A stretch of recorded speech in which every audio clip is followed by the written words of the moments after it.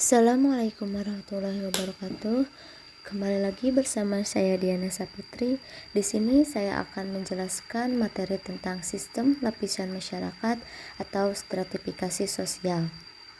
Stratifikasi sosial adalah penggolongan kelompok masyarakat dalam berbagai lapisan-lapisan tertentu.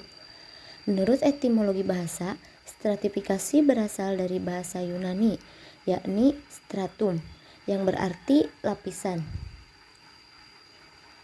Stratifikasi sosial sebagai perbedaan penduduk atau masyarakat ke dalam lapisan kelas-kelas secara bertingkat atau hierarkis, dengan perwujudannya adalah kelas tinggi dan kelas yang lebih rendah. Ukuran yang biasa dibahas dipakai untuk menggolongkan anggota masyarakat adalah yang pertama, ukuran kekayaan. Ukuran kekayaan menggolongkan masyarakat termasuk ke lapisan atas. Yang kedua, ukuran kekuasaan yang mempunyai kekuasaan yang besar. Ukuran kekuasaan ini menggolongkan masyarakat berada di lapisan atas. Yang ketiga, ukuran kehormatan orang yang paling disegani. Ukuran kehormatan ini juga termasuk ke dalam golongan lapisan atas. Yang keempat, ukuran ilmu pengetahuan. Fungsi stratifikasi sosial yang mana dipengaruhi kedudukan dan peran. Contohnya, kepala sekolah dan manajer yang memiliki kedudukan lebih tinggi dalam suatu kelompok. Kedudukan dan peran akan berpengaruh pada hak dan kewajiban. Contohnya, manajer harus mengkoordinasi pekerja dan karyawan. Berdasarkan fungsinya, stratifikasi sosial dibagi menjadi beberapa bagian. Yang pertama, distribusi hak istimewa yang objektif atau penghasilan, wewenang, dan tingkat kekayaan. Yang kedua, simbol status dan kedudukan seperti mobil mewah, jam tangan mewah, model pakaian, dan model lainnya.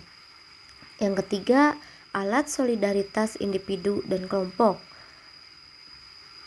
seperti perasaan senasib dan mencapai tujuan bersama. Yang terakhir ada bertukar kedudukan atau dilihat dari stratifikasi tertutup atau terbuka. Sifat stratifikasi sosial. Yang pertama, stratifikasi sosial tertutup. Stratifikasi sosial tertutup bisa membatasi kemungkinan seseorang berpindah dari satu lapisan ke lapisan lain. Misalnya, seseorang ingin berpindah ke lapisan atas atau sebaliknya. Sistem pelapisan sosial tertutup tersebut jalan masuknya hanya melalui kelahiran. Contohnya, sistem kasta di India. Yang kedua, ada stratifikasi terbuka, yaitu memberi kesempatan individu naik ke lapisan sosial lebih tinggi. Mereka bisa naik karena kemampuan dan kecakapan. Sebaliknya, individu bisa turun ke lapisan yang lebih rendah. Yang ketiga, stratifikasi campuran. Perpaduan antara stratifikasi tertutup dan terbuka. Contohnya, kaum sudra yang bertahan di tengah masyarakat yang memiliki sistem kasta, sehingga dia tidak bisa mendapatkan kedudukan terhormat. Cara mengubah kasta masyarakat bisa berpindah ke tempat yang tidak mengenal kasta. Contoh stratifikasi berdasarkan sifat. Yang pertama, tertutup. Umat beragama Hindu menganut sistem kasta dalam lapisan masyarakat. Di kasta tertinggi ada Brahmana atau pendeta. Yang kedua, kesatria atau raja. Selanjutnya ada Waisya atau perdagangan dan pemerintah. Yang terakhir ada Sudra atau masyarakat biasa. Yang kedua ada stratifikasi terbuka.